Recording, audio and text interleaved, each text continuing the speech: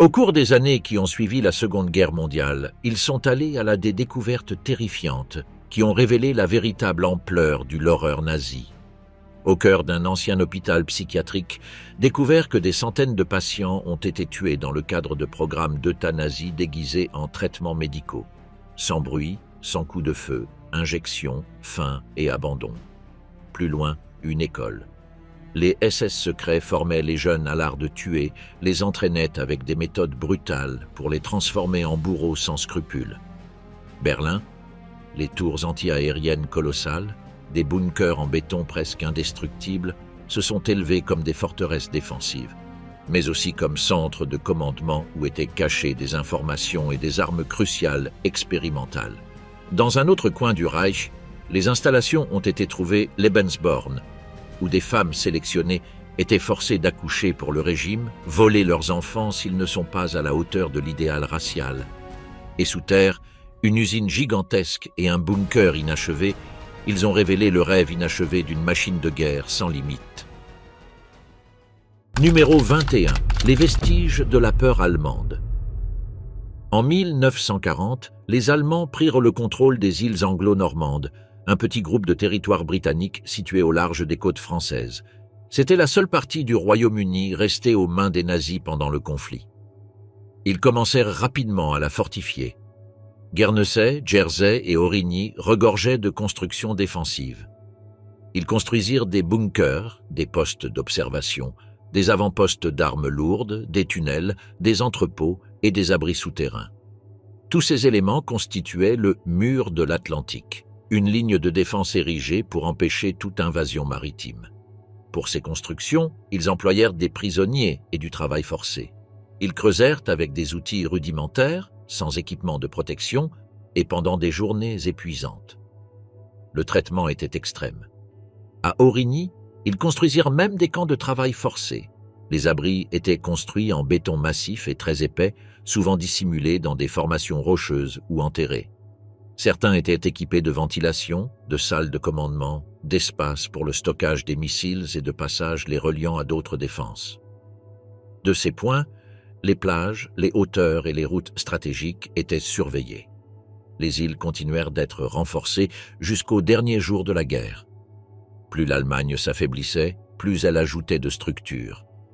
Mais après la libération de la France, les îles furent isolées. Il n'y eut pas de combat violent dans cette zone. La capitulation eut lieu en mai 1945. À la fin de la guerre, nombre de ces abris furent rendus inutilisables. Certains furent enterrés ou transformés en entrepôts. D'autres restèrent tels quels et peuvent encore être visités aujourd'hui. Certaines zones conservent encore les structures d'origine. Les îles anglo-normandes témoignent clairement de la préparation du régime à un éventuel débarquement ennemi. Les défenses reflètent l'ampleur de l'effort, même si elles n'ont jamais été utilisées au combat. Aujourd'hui, nombre de ces structures font encore partie intégrante du paysage. Certaines sont encore souterraines. Plusieurs ont été restaurées. Elles servent de mémoriaux ou de sites historiques. Bien que le feu n'ait pas atteint ces îles, leurs structures témoignent d'un autre aspect du conflit, la peur constante d'une invasion qui n'a jamais eu lieu. Numéro 20. Les barils de gaz qui continuent de flotter sous la Baltique. À la fin de la guerre, les Alliés ne voulaient pas laisser les réserves de gaz découvertes aux mains des Allemands. Ils décidèrent de tout détruire rapidement. L'option la plus pratique était de les expédier vers la mer Baltique et de les déverser. Il n'existait ni plan ni protocole détaillé. Ils utilisèrent des cargos et les remplirent de barils métalliques. À l'intérieur se trouvait du gaz moutarde, de la léwisite et des mélanges préparés pour une utilisation d'urgence. Le déversement eut lieu au large des côtes allemandes, danoises, polonaises, suédoises et lettonnes. Aucune carte précise n'était établie. Les barils furent déversés dans des zones dont les coordonnées n'étaient pas toujours conservées. Les barils, certains en acier, d'autres en matériaux plus fins, furent jetés sans protection supplémentaire directement au fond. Des années plus tard, les premiers avertissements commencèrent. Les pêcheurs travaillant dans les eaux voisines remontaient des filets tachés. Parfois, ils trouvaient des parties de structures rouillées ou des traces de liquide qui leur laissaient des brûlures sur la peau. Dans certains cas, ils perdèrent la vue ou souffraient d'étranges infections. Les autorités n'apportèrent aucune réponse claire. Finalement, Des équipes de plongeurs descendirent avec des caméras. Ils trouvèrent des barils rouillés, souvent déformés, certains ouverts. Plusieurs portaient des étiquettes en allemand. Dans les environs, il n'y avait aucun poisson. Le sol était recouvert d'une épaisse boue et des bulles s'élevaient de certains endroits. Le gaz moutarde mélangé à l'eau salée formait une substance dense, collante et encore active. Au contact de la peau, il provoquait des cloques. Au fond de la mer, il restait stable, mais lorsqu'il remontait à la surface, il provoquait de graves réactions. De là sont nés des projets comme Shemsei, où des équipes scientifiques de différents pays ont cartographié des décharges, prélevé des échantillons et marqué les zones dangereuses. Certaines étendues de mer ont été déclarées zones mortes. Il n'y avait plus de vie marine ni de végétation. Malgré les preuves, les gouvernements n'ont pas réussi à s'entendre sur les mesures à prendre. Le coût de l'extraction ou de la neutralisation des déchets était très élevé. Personne ne voulait s'en charger. Certains pays ignoraient même le nombre de barils déversés. Aujourd'hui, dans plusieurs ports de la Baltique, les bateaux de pêche continuent d'éviter certaines routes. S'ils remontent quelque chose de suspect, ils coupent le filet et le relâchent à l'eau. Il existe des stations de surveillance chimique, mais elles fonctionnent avec peu de personnel et ne sont pas toujours actives. Numéro 19. Le repère secret, enfermé pendant plus de 800 jours. Dans une forêt de l'Est de la Pologne fut construite l'une des zones les plus étroitement contrôlées du Troisième Reich. Le quartier général d'Hitler, chargé de diriger la guerre sur le front soviétique, y était situé.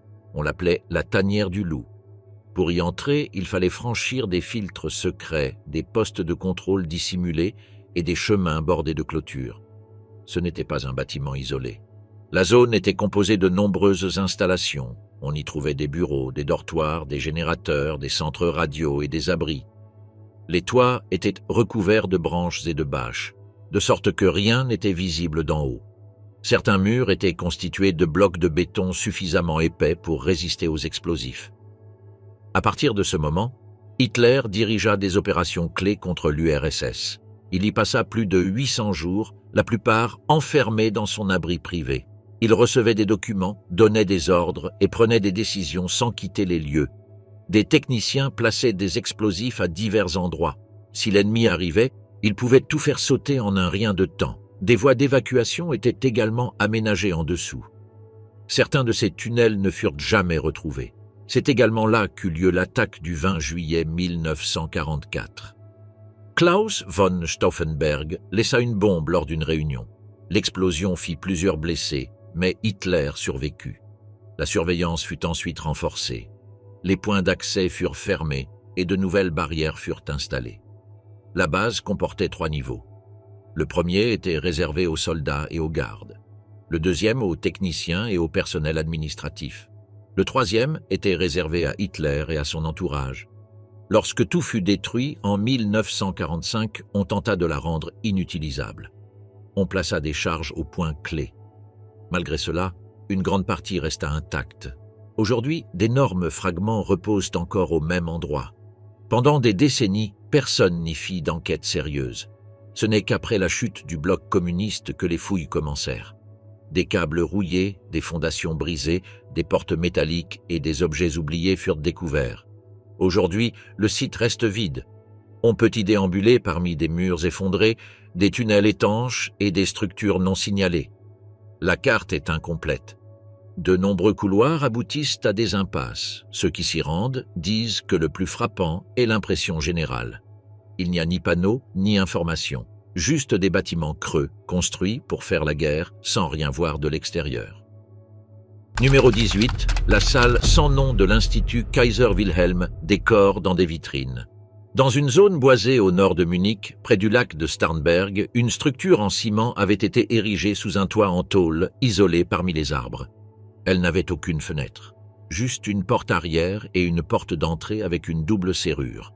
À l'intérieur, pendant les années du régime, on installa un centre d'observation physique où étaient emprisonnées les personnes amenées des colonies africaines ou des camps de prisonniers. On les mesurait, on les pesait nus et on les forçait à rester immobiles pour pouvoir les dessiner ou les photographier sous différents angles.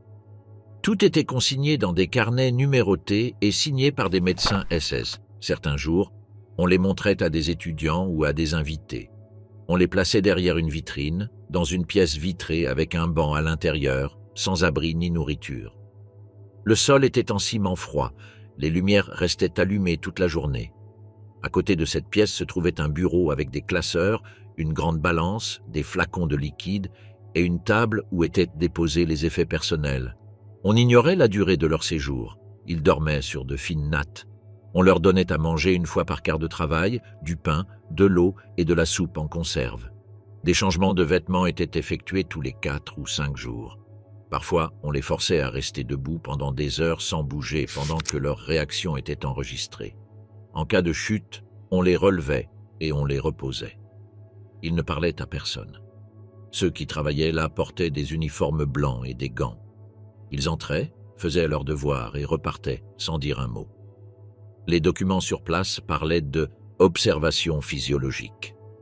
Des feuilles de mesure du crâne, des marques de cheveux, des proportions du nez et des distances entre les doigts étaient consignées à l'aide de règles, de compas et de moules en bois. Parfois, ils étaient rasés et des échantillons de cuir chevelu étaient prélevés pour analyse ailleurs. Une lampe puissante était braquée directement sur leur visage. Ils ouvraient la bouche avec des outils en métal, prenaient des notes et des photos. Au bout du couloir, il y avait une pièce avec des tubes à essai et de vieux appareils photo montés sur des trépieds en fer. Chaque image était numérotée, sans nom. Juste une date et un code. Les corps étaient traités comme des objets de catalogue. Les jours de forte affluence, des bus arrivaient avec de nouveaux groupes. Ils descendaient rapidement, entraient sans demander la permission et se voyaient confisquer tous leurs biens. Ceux qui quittaient la salle vitrée étaient conduits dans une pièce plus sombre. Là, ils subissaient des radiographies et des analyses d'urine et étaient attachés à un brancard pendant que des machines leur passaient dessus. Certains jours, les mêmes opérations étaient répétées. Ils les obligeaient à se pencher, à s'étirer, à tordre le cou et à lever les bras. Les notes contenaient des termes techniques que seuls les médecins du Reich utilisaient. De nombreuses feuilles portaient le sceau de l'Institut Kaiser Wilhelm. Les documents partèrent directement à Berlin, emballés dans des enveloppes scellées à la ficelle et à la gomme laque. Dans une autre pièce, plus au fond, on conservait des morceaux de corps dans des bocaux. Il y avait des oreilles flottant dans un liquide, des dents branlantes, des fragments de peau et des ongles. Tout était numéroté.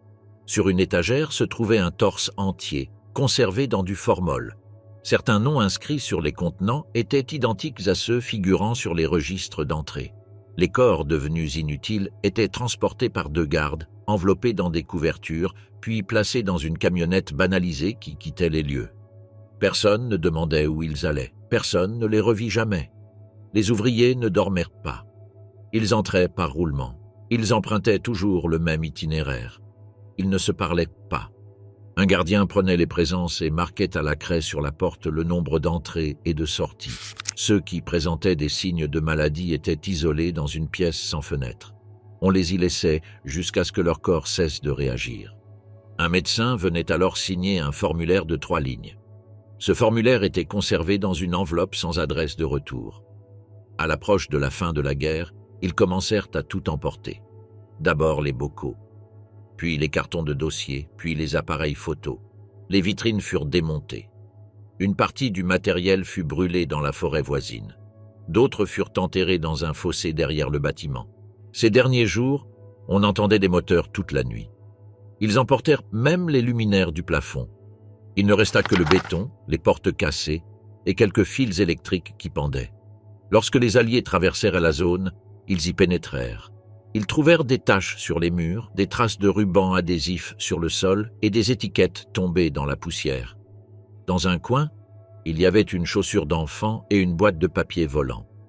Certains indiquaient « individu 214 » ou « sujet sans référence ». Il n'y avait aucune pancarte, aucun nom ne subsistait, seulement des pièces vides aux portes rouillées et au plafond bas où la lumière ne pénétrait plus. Le bâtiment était barricadé depuis des années. Personne ne voulait l'utiliser. Puis il fut démoli sans prévenir. Le terrain est désormais arboré et entouré d'une clôture basse. Personne ne sait ce qu'il y avait là. Mais dans certaines archives de l'ancien institut d'anthropologie, on trouve encore des traces de ces corps qui vivaient autrefois enfermés derrière une vitre sans qu'on sache pourquoi. Numéro 17. Les tours anti-aériennes de Berlin. Durant les derniers mois du conflit, Berlin fut la cible constante des raids aériens alliés. Pour défendre la ville par les hauteurs, le régime ordonna la construction de tours de défense géantes, appelées tours flak. Il s'agissait d'énormes blocs de béton massifs, conçus pour résister aux explosions directes et soutenir les canons lourds installés au-dessus. Chacune était divisée en plusieurs niveaux. Le plus haut abritait les canons anti-aériens.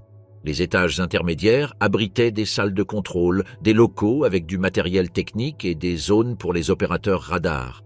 Les étages inférieurs servaient d'abri à des milliers de personnes pendant les bombardements. Quartiers de Tiergarten, Humboldthain et Friedrichshain. Certains atteignaient plus de 40 mètres. Depuis leurs terrasses, les tirs contre les avions ennemis étaient coordonnés. À l'intérieur, tout était organisé dans les moindres détails. Il y avait des sorties de secours, des réservoirs d'eau, leurs propres générateurs et des salles pour soigner les blessés. Les murs intérieurs étaient très épais et dépourvus de fenêtres. Malgré le bruit et le stress, les équipes continuaient à travailler pendant des heures pour que rien ne s'arrête. Lors des pires attaques, des milliers de personnes pénétrèrent dans ces tours en quête de protection.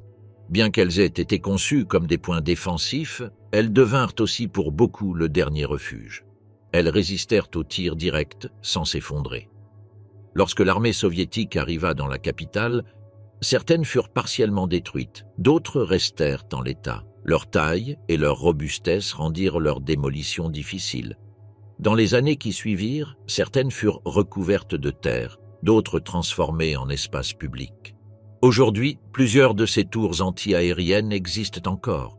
Certaines sont des plateformes d'observation, d'autres servent de parcs ou sont interdites d'accès. Leurs murs portent encore les stigmates des événements, éclats d'obus incrustés, fissures dues aux explosions et restes de béton explosés. Les tours anti-aériennes de Berlin étaient une tentative de défense aérienne de la ville, avec des structures gigantesques et des armes lourdes. Elles n'ont rien changé à l'issue du conflit, mais elles sont restées actives jusqu'au dernier jour. Numéro 16. Le sous-marin. L'U-864 fut envoyé en dernier recours pour livrer du matériel stratégique aux Japonais. Ce sous-marin de 73 mètres transportait près de 2000 conteneurs remplis de mercure liquide. Il quitta Bergen, en Norvège, en février 1917. 45 cap vers le Pacifique via l'Amérique du Sud. La mission fut maintenue dans un silence radio complet. Mais les Britanniques étaient déjà au sommet. Leurs transmetteurs codés interceptèrent le signal et le redirigèrent vers le HMS Venturer, un sous-marin allié. Lors de cette rencontre sous-marine, un événement inédit se produisit, une bataille sous-marine entre deux sous-marins. Le capitaine Landers calcula 4 trajectoires possibles et lança les torpilles l'une après l'autre. 14 minutes plus tard, l'U-864 se brisa en deux et coula à plus de 150 mètres de profondeur près de Fedge. Au fil du temps, les capsules métalliques de la cargaison ont commencé à rouiller. Le mercure s'est infiltré dans les fonds marins. Des analyses menées par des scientifiques norvégiens ont révélé des niveaux dangereux de ce métal dans des poissons comme la morue et des crustacés comme le crabe. Les autorités ont alors interdit la pêche dans la zone. Plusieurs pistes d'action ont été évoquées. Certains voulaient ouvrir la coque et la retirer morceau par morceau, mais cela risquait de libérer davantage de poison. D'autres proposaient de la laisser en place et de la sceller complètement. Finalement, il a été décidé de la recouvrir d'une structure en béton et gravier. L'ensemble du processus devait être achevé en 2026. Aujourd'hui, les équipes environnementales continuent de surveiller la zone. Les niveaux de contamination restent élevés. Cette cargaison, qui a traversé la moitié du monde pendant la guerre, continue de se déverser dans l'océan chaque jour. Aucune bombe n'a explosé, mais les dégâts sont restés sous l'eau, mêlés aux débris métalliques, aux ossements de l'équipage et aux poisons toujours plus présents. Numéro 15. Les berceaux de la pureté volée.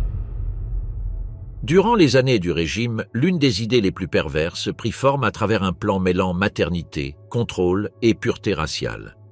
Le programme Lebensborn fut créé pour protéger les mères que le régime considérait comme précieuses, celles qui pouvaient donner naissance à des enfants présentant les caractéristiques qu'il souhaitait multiplier. Blondes, yeux clairs, santé parfaite. Mais derrière tout cela se cachait quelque chose de bien plus sombre. Des foyers spéciaux furent ouverts dans différentes régions d'Allemagne et dans les pays occupés. Dans ces lieux, les femmes accouchaient dans des conditions contrôlées, ignorant souvent le sort de leurs enfants. Certaines apprirent que leurs bébés étaient adoptés par des familles du parti.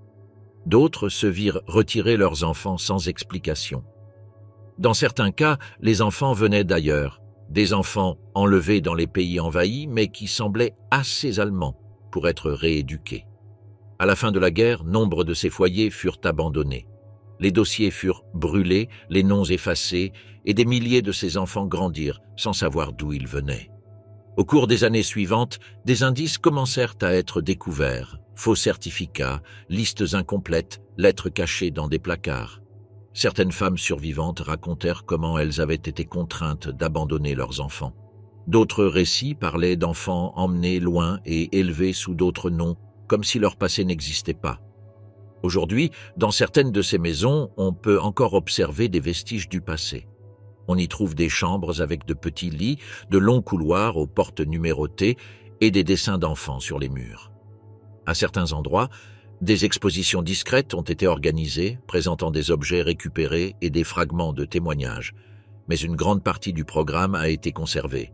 Un trou noir, nombre de ceux qui y ont participé sont restés silencieux. Et ceux qui cherchèrent des réponses se sont retrouvés face à un silence total, des dossiers clos et des souvenirs brisés. Ce programme, présenté comme un moyen d'aide aux mères célibataires, était en réalité une machine de contrôle où la valeur d'une vie se mesurait à la couleur des yeux ou à la forme d'un crâne.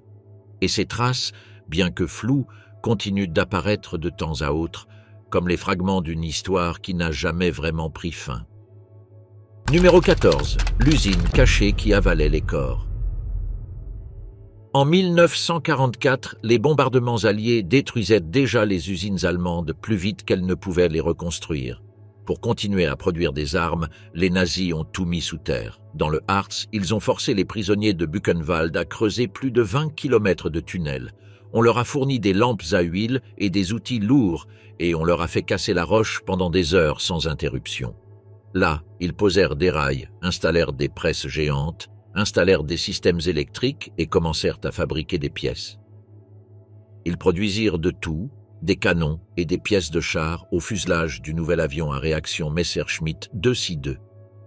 La poussière dans les tunnels faisait tousser du sang. Les murs cédaient parfois, engloutissant des groupes entiers. L'air était lourd. Les lumières s'éteignaient sans prévenir. Il n'y avait ni fenêtre, ni issue de secours. Si le tunnel s'effondrait, personne ne pouvait sortir. Pour les faire travailler plus dur, les gardes ne leur donnaient de nourriture que s'ils atteignaient les quotas. S'ils n'atteignaient pas le nombre de pièces, ils ne mangeaient pas. Chaque semaine, on sortait les corps et on en apportait de nouveaux. Tout était remplacé comme les pièces d'une chaîne. À leur arrivée en avril 1945, les Américains trouvèrent des machines, des caisses de roquettes, des outils abandonnés et des milliers de corps entassés parmi les produits inachevés. Les ingénieurs de l'armée inspectèrent la zone et détruisirent ce qui restait des explosifs. Aujourd'hui encore, des munitions enfouies réapparaissent chaque fois qu'il pleut abondamment ou que quelqu'un creuse. Les tunnels principaux étaient scellés avec du béton, mais à l'intérieur subsiste de la poussière toxique, des débris rouillés et de la dynamite non explosée. Rien ne fonctionnait, mais les tunnels sont toujours là. Ils ressemblent à un entrepôt oublié rempli de pièces, de squelettes et de machines qui n'ont jamais atteint le front. Numéro 13. L'île où la course à l'espace a commencé. Sur une île de la mer Baltique, au nord de l'Allemagne, les nazis établirent le centre d'essai le plus avancé de leur époque. Peenemünde n'était pas seulement un site militaire. C'était à la fois une usine, un laboratoire, un camp d'entraînement et un champ de tir. De là furent lancées les premières fusées à quitter l'atmosphère ainsi que les armes les plus dangereuses de la guerre, les V1 et V2. Les installations occupaient la quasi-totalité de l'île. On y trouvait des hangars, des rampes de lancement, des bunkers renforcés et des casernes où logeaient les techniciens. Nombre d'entre eux étaient de jeunes ingénieurs sous la direction de Werner von Braun. Chaque jour, les moteurs étaient testés, les vitesses mesurées, les erreurs corrigées et des rapports envoyés au haut commandement. Chaque fois qu'une fusée tombait en panne, elle était analysée dans les moindres détails. Chaque fois qu'une fusée fonctionnait, des préparatifs étaient lancés pour la production en série. Le Seipt, était un avion sans pilote équipé d'un moteur à impulsion, lancé depuis une rampe et volant en ligne droite jusqu'à son explosion. Le V2 était différent. C'était un missile vertical s'élevant dans le ciel et retombant silencieusement. Il ne fit aucun bruit à son arrivée. Il explosa, tout simplement. Londres fut la première cible, mais d'autres suivirent. Chaque impact sema la mort, des débris et la terreur. Les Alliés mirent du temps à découvrir le site. Lorsqu'ils le découvrirent, ils envoyèrent des bombardiers dans une opération de grande envergure. Ils détruisirent une partie du complexe, mais pas la totalité. Certaines structures furent renforcées avec du béton plus épais et continuèrent de fonctionner. À mesure que la guerre progressait, les essais furent déplacés vers des zones plus reculées. Peenemünde resta le symbole d'un projet mêlant science et destruction. Après la fin du conflit, de nombreux cerveaux du projet furent capturés par les Américains et emmenés aux États-Unis dans le cadre d'un programme secret. De là, ils participèrent au lancement de satellites et à la préparation de missions spatiales. Mais tout commença sur cette île, avec des plans élaborés sous surveillance, des moteurs en marche au petit matin et des missiles pointés au-dessus de la mer. Numéro 12. Les documents de la Gestapo enterrés à Prague. Au cœur de Prague, juste à côté de la place Venceslas, se dresse un bâtiment en pierre sombre qui servit de banque pendant des décennies. Mais de 1939 jusqu'à la fin de la guerre, il fut contrôlé par la Gestapo. Là, ils interrogeaient, battaient et exterminaient quiconque sentait la résistance. Les Tchèques qui entraient dans ce bâtiment empruntaient un couloir sans fenêtre, franchissaient une porte blindée et passaient des heures sans savoir s'ils en sortiraient vivants. Puis, le communisme étouffa tout. Personne ne demanda ce qui se passait dans ces sous-sols. Le bâtiment changea de nom, de propriétaire et de façade. Les inscriptions furent masquées, les pièces scellées et des classeurs installés là où avaient retenti des cris. 40 ans plus tard, à la chute du régime communiste, ils commencèrent à fouiller les bâtiments publics pour effacer les vestiges du passé. C'est ainsi qu'un groupe d'ouvriers pénétra dans l'un des bureaux adjacents à l'ancienne salle d'interrogatoire. Ils abattirent une fausse cloison. Derrière eux, ils trouvèrent une porte verrouillée par des cadenas rouillés. Ils la forcèrent. Ce qui se trouvait de l'autre côté n'était ni poussière ni débris. C'était une pièce remplie jusqu'au plafond de classeurs métalliques. Il y avait des documents datés de 1940, des feuilles signées des noms de responsables nazis, des dossiers entiers étiquetés avec des adresses, des listes, des photos, des cartes de surveillance et des formulaires d'exécution. Certaines feuilles portaient des traces de sang, d'autres portaient des marques de censure manuscrites. Il s'agissait de documents complets sur le fonctionnement interne de la Gestapo dans la ville. Itinéraire d'arrestation, rapport de torture, registre de déportation, fichier d'informateurs et formulaire d'ordre de transfert vers les camps de concentration. Il y avait aussi des lettres jamais arrivées à destination, des témoignages rédigés par des prisonniers avant leur exécution et des albums photos montrant des officiers posant avec des détenus menottés ou avec des cadavres dans des arrière-cours. Parmi les cartons se trouvaient des cassettes, des enregistrements en allemand et en tchèque, dont beaucoup étaient non classifiés. Personne ne les avait écoutés depuis plus de 4 décennies. Le plus choquant n'était pas seulement le contenu, mais l'ordre. Tout était emballé et trié par date et numéro. Quelqu'un l'avait caché sans vouloir le détruire. Les scellés étaient intacts. Une grande partie de ces preuves n'avaient jamais été utilisées dans aucun procès. Certaines victimes apparaissaient pour la première fois avec leur nom complet. D'autres, supposées mortes dans les camps, étaient répertoriées comme ayant été fusillées dans les sous-sols de ce même bâtiment. Il y avait des dossiers médicaux prouvant des expériences sur des détenus atteints de maladies. Des rapports faisaient état de professeurs d'université torturés puis enterrés dans les bois. Et il y avait des lettres anonymes dénonçant des familles entières pour avoir écouté des radios étrangères ou caché un juif dans un grenier. Des centaines de ces feuilles portaient les mêmes signatures à la fin, celles des officiers qui ont ensuite disparu en Allemagne ou en Autriche sans avoir à répondre à aucun tribunal. Une fois la pièce ouverte, tout a été transféré dans des caisses blindées aux archives d'État. Historiens, traducteurs et techniciens numériques y ont travaillé pendant des années. Des milliers de feuilles ont été numérisées. Nombre d'entre elles ont servi à engager des poursuites judiciaires contre des collaborateurs tchèques encore en vie. D'autres ont aidé à identifier des restes humains découverts dans des fosses communes anonymes.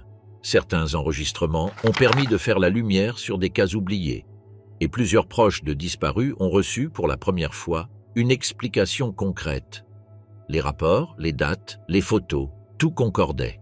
Ce n'était pas un récit d'archives. C'était une scène qui avait été enfermée sous des bureaux publics, attendant la chute d'un mur. Aujourd'hui, ces documents font partie des archives tchèques de la terreur. Ils ne sont pas exposés publiquement. L'accès se fait uniquement sur rendez-vous. Mais leur contenu n'est plus caché.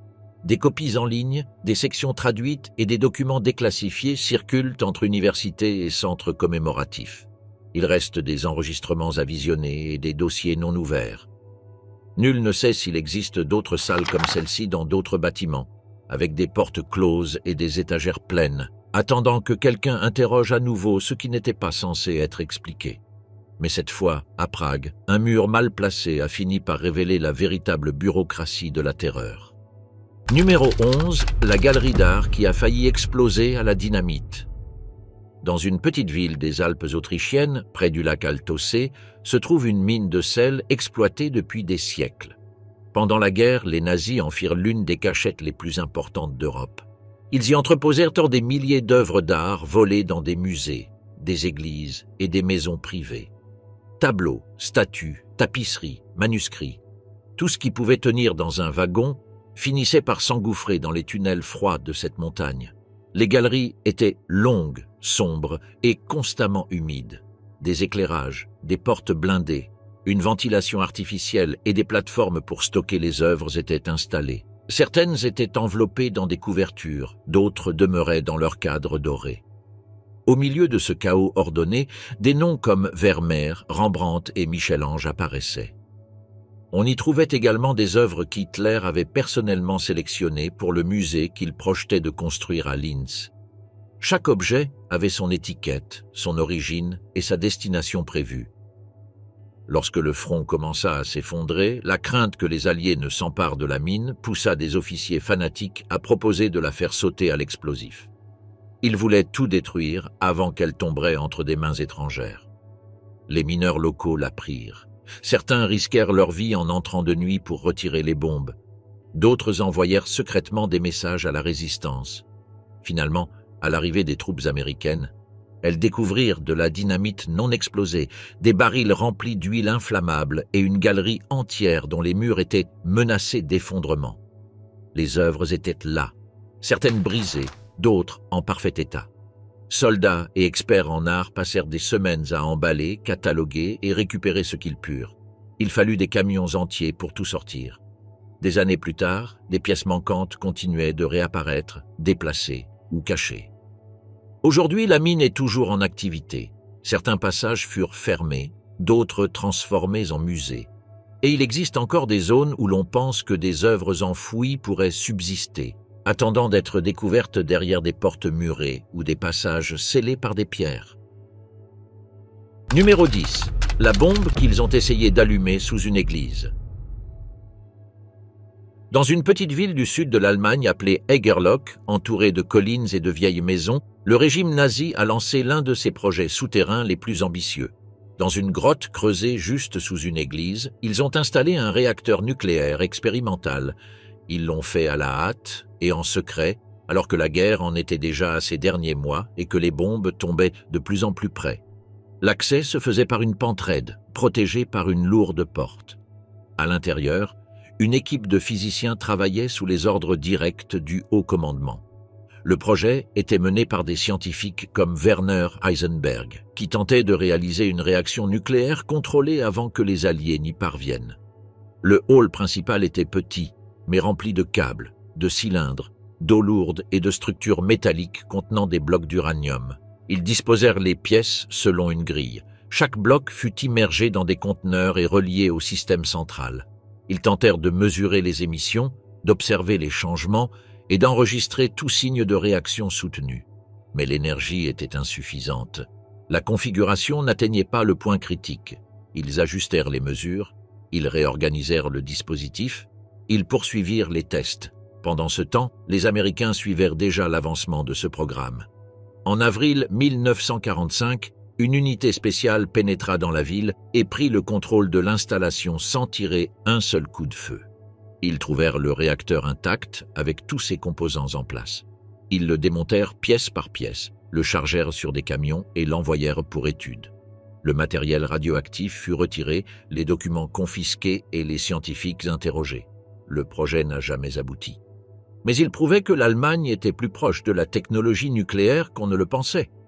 Aujourd'hui, le site de cette expérience reste ouvert au public. L'espace est intact, avec des répliques du réacteur, des panneaux explicatifs et des marquages sur le mur où se trouvaient les supports d'origine. À première vue, on dirait une simple grotte. Mais à l'époque, c'était le centre d'un projet qui, s'il avait fonctionné, aurait tout changé. Numéro 9. Le magasin où ils vendaient les affaires des autres. Au cœur de Francfort, durant les années les plus difficiles du régime, un système de vol massif était organisé, ne laissant rien au hasard. Il ne s'agissait pas de pillages improvisés. Il s'agissait d'un programme ordonné, documenté, visant à confisquer tous les biens personnels des Juifs de la ville. Des bijoux à l'argenterie, des matelas aux albums photos.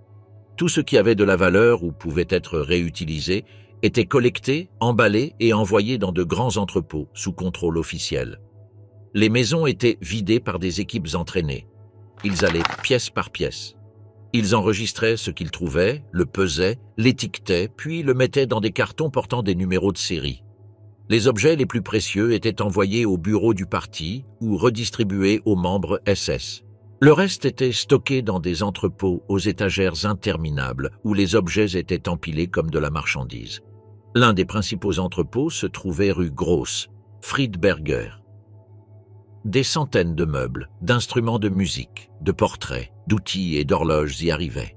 Les employés, qu'ils soient civils recrutés ou prisonniers de force, recevaient des ordres précis, trier, nettoyer et préparer les envois. Parfois, les colis partaient pour Berlin.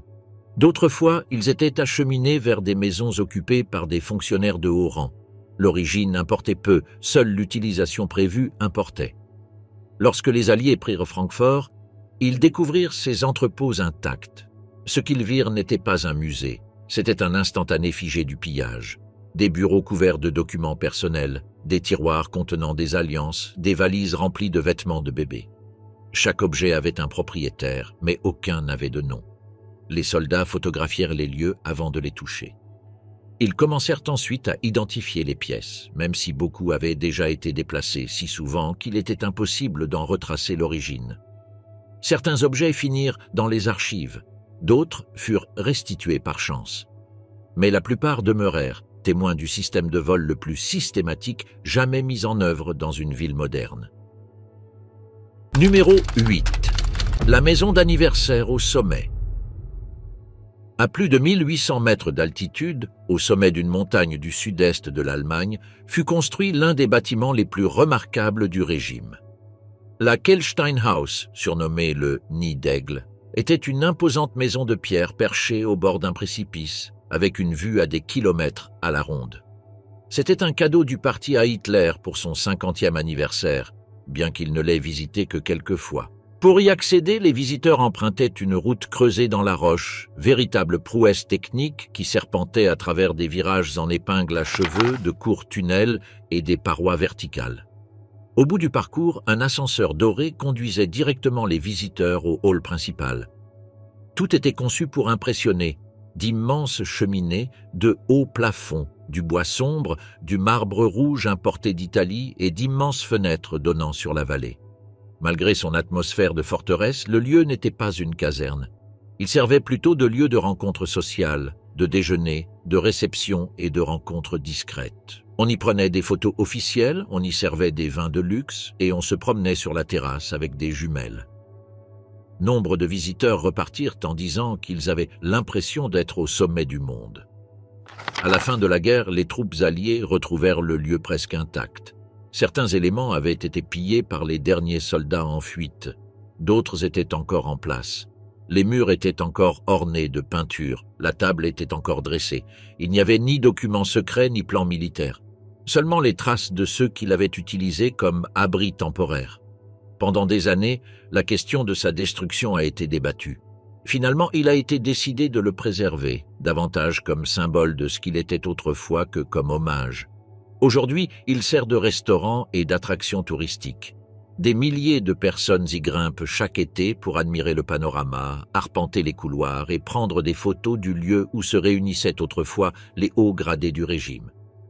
Mais sous le sol brillant et les murs propres, subsiste la même structure de pierre, construite en un temps record sur ordre direct, avec du ciment apporté à dos de mule et des explosifs prêts au cas où elle devrait être démolie.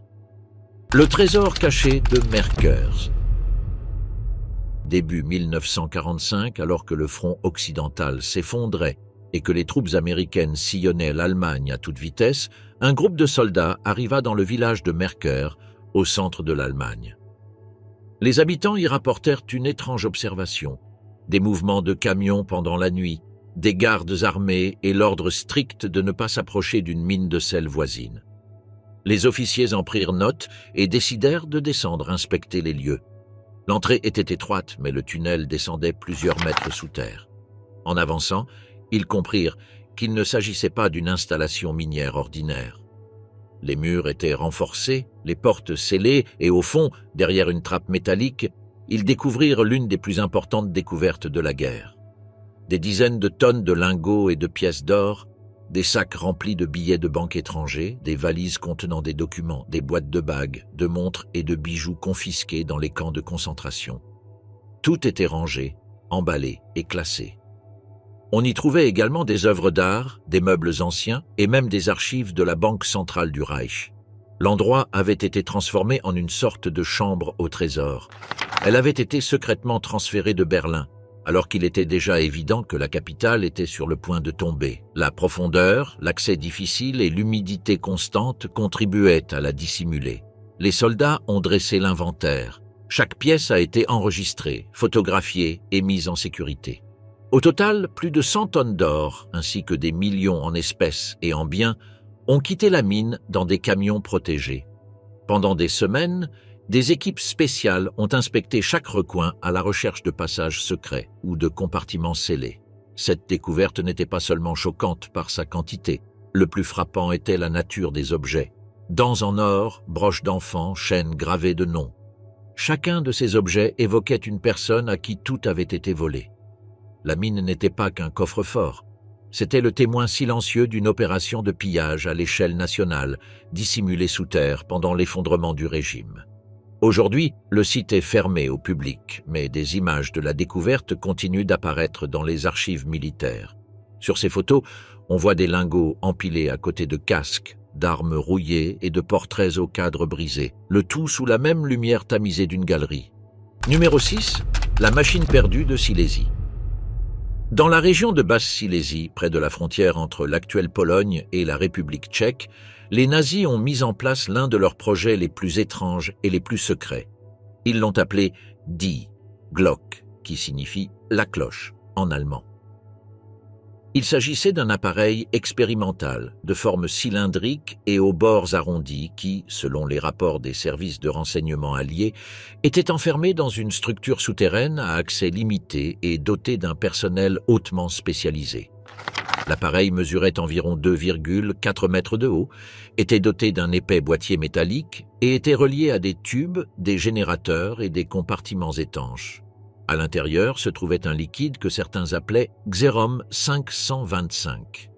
Les rapports le décrivaient comme brillant, visqueux et dangereux.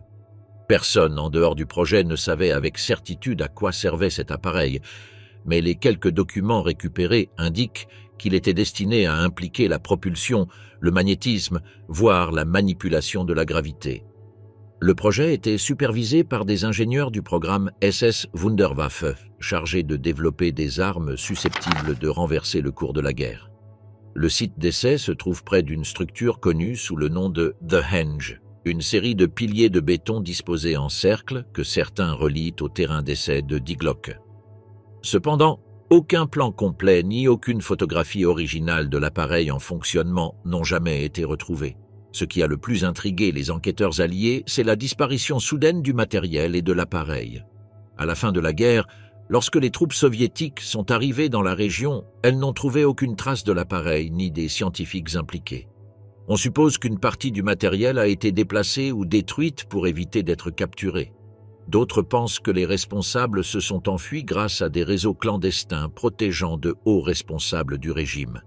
La cloche a été citée à de nombreuses reprises dans des documents déclassifiés, des entretiens avec d'anciens militaires et des archives incomplètes. Bien que de nombreux aspects de sa conception restent à confirmer, le projet était réel et il est mentionné aux côtés d'autres armes expérimentales du Troisième Reich. Aujourd'hui encore, le mystère alimente les hypothèses sur sa fonction, mais il n'existe aucune image vérifiée de son fonctionnement. Le site où il se trouvait autrefois reste fermé au public, envahi par la végétation et protégé par des clôtures. Il ne reste qu'une structure vide, des dalles brisées et une histoire sans fin, jamais officiellement expliquée. Numéro 5. La chambre d'ambre qui a englouti la guerre.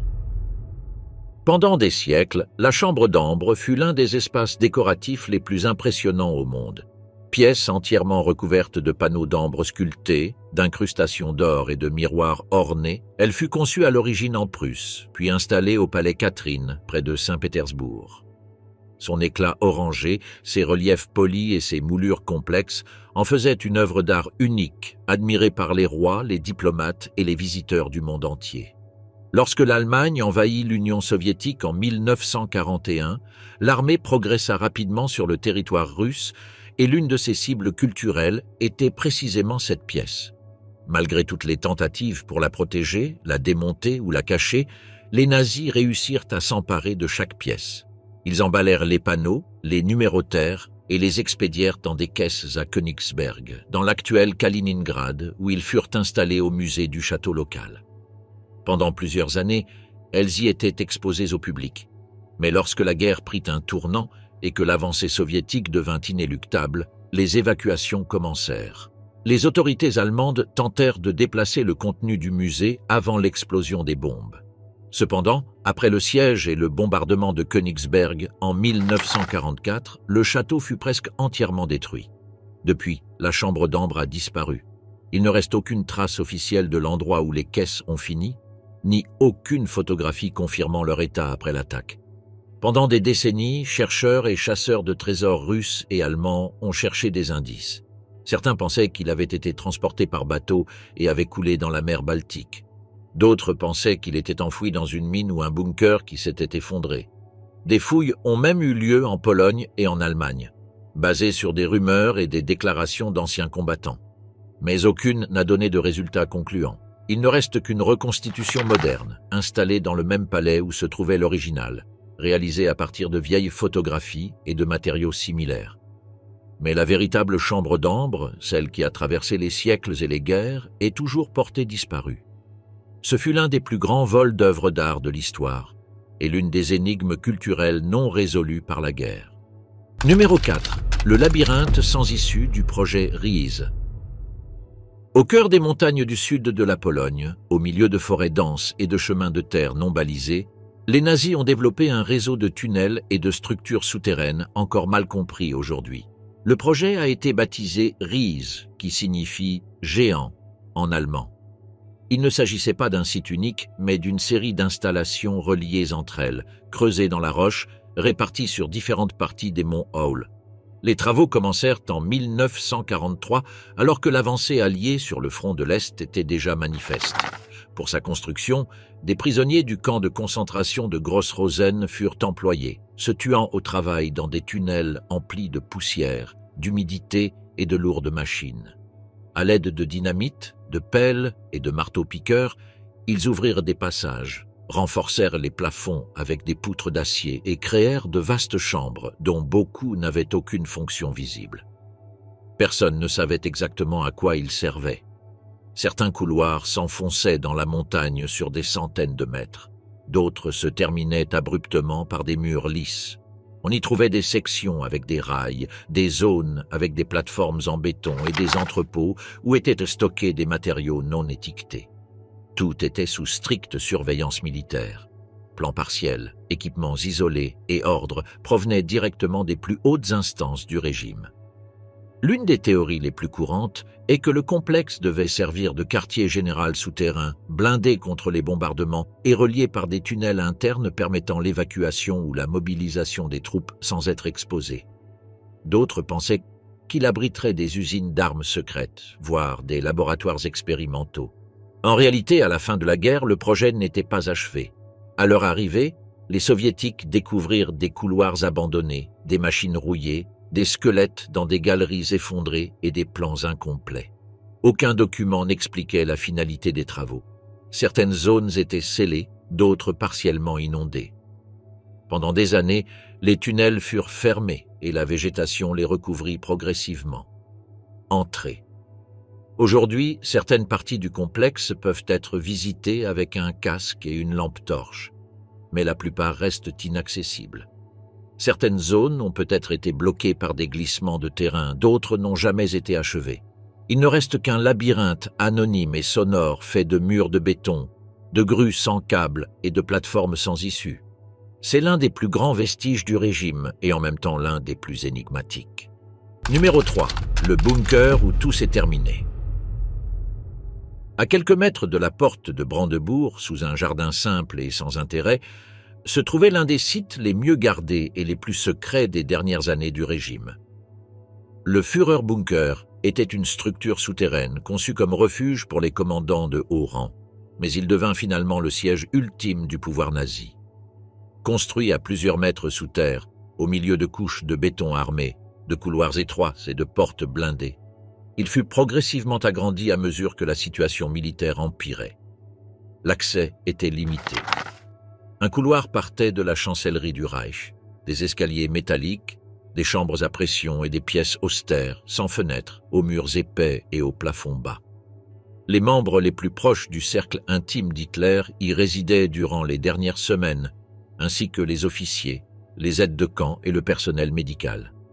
La lumière était artificielle toute la journée, l'air filtré par des ventilateurs et l'eau arrivait par des canalisations de secours. Aucun signal ne provenait de l'extérieur, seules des radios recevant des nouvelles de plus en plus mauvaises. De ce bunker, Hitler donnait ses derniers ordres, signait des documents insignifiants et recevait des rapports militaires qui ne changeaient plus rien. Des cartes de situation étaient accrochées à l'un des murs principaux. Des réunions improvisées se tenaient dans une petite salle à manger. La cuisine fonctionnait parfaitement. Les heures s'écoulaient lentement entre le bruit des bombardements entendus plus haut et la certitude que le siège se terminait. Pendant que la ville brûlait, les habitants maintenaient une routine qui n'avait plus de sens. Certains écrivaient des lettres, d'autres brûlaient des dossiers. Des documents officiels étaient détruits, des coffres-forts vidés et des mesures étaient prises pour empêcher toute trace de fuite. Dans les derniers jours, l'atmosphère devint plus pesante. Personne ne parlait fort. Personne ne regardait personne dans les yeux. Ils attendaient, tout simplement. Lorsque l'armée rouge atteignit les rues avoisinantes, les entrées furent scellées. À la surface, il ne restait presque plus rien. Le bâtiment de la chancellerie était réduit en ruines. Sous terre, le bunker était vidé. Certains réussirent à s'échapper par des tunnels, d'autres furent piégés. Le site fut inspecté quelques jours plus tard par les troupes soviétiques. Ils découvrirent des pièces vides, des matelas usagés, des restes de nourriture et des pans de sol calcinés. Au fil des ans, le site fut recouvert, démantelé et recouvert de constructions. Aujourd'hui, on y trouve un parc en terre battue, quelques panneaux discrets et un parking. Pas un seul mur d'origine ne subsiste. Mais dans ce sous-sol sans fenêtre, pendant des semaines, les derniers vestiges d'un régime déjà mort résistèrent. Numéro 2. L'atelier caché des faux billets. Dans les années les plus critiques de la guerre, alors que l'usure économique et militaire se faisait sentir sur tous les fronts, le haut commandement du Troisième Reich lança une opération l'opération n'impliquait ni chars ni avions, mais visait directement le système financier ennemi.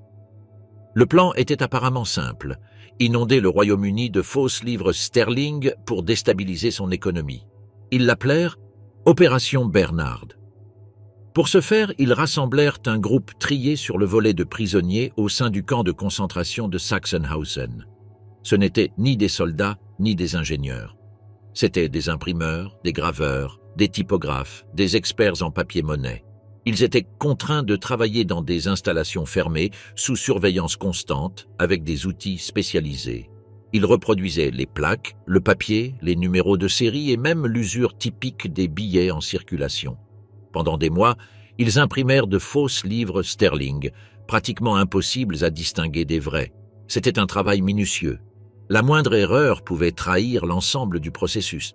Les billets étaient vérifiés à la loupe, pesés et comparés à des copies authentiques. Une fois prêts, ils étaient émis en circulation par des intermédiaires, des réseaux clandestins et des opérations secrètes à l'étranger. Une part importante fut larguée par avion sur les zones contrôlées par les Alliés, dans le but de semer la confusion et de saper la confiance dans la monnaie.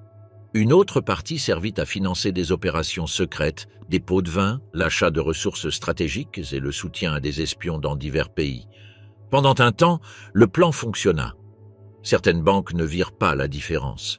Les autorités britanniques mirent du temps à reconnaître l'ampleur de la menace. Cependant, lorsqu'elles découvrirent que la circulation des faux billets explosait, la Banque d'Angleterre prit des mesures urgentes. Elle modifia les modèles, ajusta les méthodes d'impression et lança des enquêtes discrètes pour éviter la panique. Au même moment, les Alliés, libérant les camps, découvrirent les installations de contrefaçon et arrêtèrent plusieurs des techniciens contraints d'y participer. De nombreux faux billets ont survécu à la guerre. Certains ont été retrouvés dans des coffres forts, d'autres dans des sacs enterrés, et d'autres encore au fond de lacs où les nazis tentaient de dissimuler des preuves avant de se rendre. Aujourd'hui encore, des exemplaires sont conservés dans des musées et des collections privées. Ils constituent la preuve silencieuse d'une opération financière sans précédent, conçue non pas pour voler, mais pour détruire une économie de l'intérieur. Numéro 1. La découverte dans le sous-sol de Mengele. En 1944, les trains arrivant à Auschwitz déchargeaient des groupes entiers en quelques minutes. Dès leur arrivée au sol, les prisonniers étaient examinés par un médecin qui décidait rapidement qui était apte au travail et qui était immédiatement séparé. Parmi ceux qui restaient en vie, des cas spécifiques furent commencés à être séparés. Si quelqu'un était jumeau, présentait une malformation ou était très petit, il était retiré du groupe. C'est ce qui intéressait Joseph Mengele, l'un des médecins présents. Il s'approchait, posait des questions simples, demandait leur nom, examinait les enfants et s'enquérait de leurs frères et sœurs. S'il voyait quelque chose d'utile, il les envoyait dans un autre bloc. Les jumeaux étaient mesurés, pesés, on leur prenait du sang et on les comparait. On leur injectait différents liquides, certains pour provoquer des réactions, d'autres sans explication. Parfois, on leur appliquait des substances sur les yeux pour en modifier la couleur. Si l'un des deux mourait, on retirait l'autre pour l'ouvrir et étudier les différences.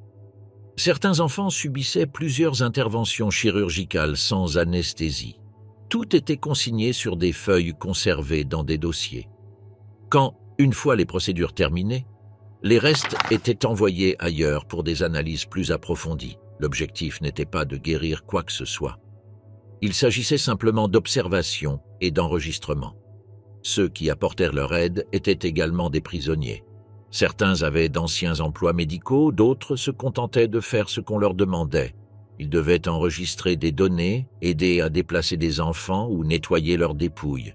Ils vivaient sous une menace constante. Quiconque échouait était remplacé sans délai. Comparé au reste du camp, les enfants sélectionnés pour les tests recevaient davantage de nourriture et dormaient à l'intérieur, mais seulement tant qu'ils restaient utiles. Lorsqu'ils ne l'étaient plus, ils étaient retirés de la circulation. Après leur libération, des dossiers, des carnets, des bocaux d'organes, des dessins à noter et des photographies du processus ont été retrouvés. Un carnet contenait des dates, des noms et des marques répétées qui se croisaient d'un cas à l'autre. Plus d'1 millier d'enfants ont participé à ce programme. Seuls quelques-uns ont survécu. Beaucoup pensaient qu'on les soignait pour quelque chose. Joseph Mengele s'est évadé dès la fin de la guerre. Il est parti en Amérique du Sud et n'a pas été jugé. Des années plus tard, des restes humains correspondants ont été retrouvés au Brésil, mais aucune condamnation n'a été prononcée. Son nom a été associé à ses expériences en raison des matériaux retrouvés sur le site. Avant l'arrivée des Soviétiques, les responsables du camp ont tenté de brûler ou de cacher tout ce qu'ils pouvaient, mais des instruments, des documents et des bocaux sont restés, confirmant tout ce qui avait été fait. Nombre des sites utilisés sous le Troisième Reich étaient conçus pour ne laisser aucune trace. Il n'y avait aucun signe, aucun plan visible, Aucun nom écrit nulle part. Ils ne fonctionnaient que le temps nécessaire, puis ils étaient recouverts de terre, de bois ou dynamités. Pendant des années, personne ne sut où ils se trouvaient. Certains sont apparus par hasard. Un tunnel effondré sous un village, une boîte métallique au fond d'un lac, un champ bétonné sous une forêt paisible. D'autres ont émergé en consultant de vieux documents dans des archives mal classées. Aucun n'était indiqué sur les cartes. Aucune n'avait d'explication officielle. Chaque découverte indiquait clairement qu'une autre structure opérait derrière celle connue, un réseau parallèle, sans témoins, sans rapport, sans limite. Et bien que plus de 80 ans se soient écoulés depuis la fin de la guerre, il existe encore des lieux dissimulés, des zones signalées comme dangereuses, des coffres verrouillés et des documents qui restent coincés au mauvais endroit, attendant d'être découverts par erreur.